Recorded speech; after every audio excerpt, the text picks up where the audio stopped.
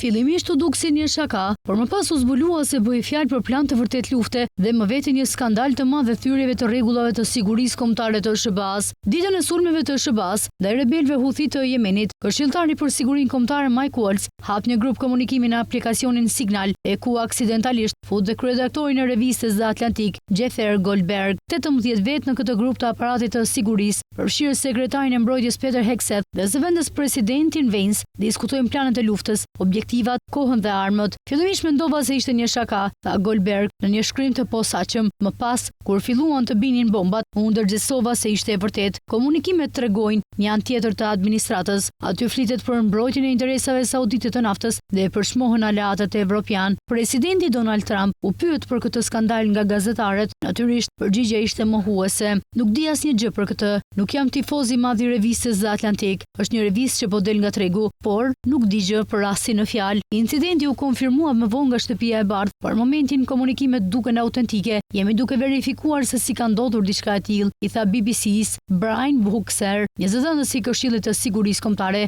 Aplikacioni Signal përdoret gjithësisht në Washington nga gazetarët dhe zyrtarët për shkak të karakteristikave të tij të sigurisë.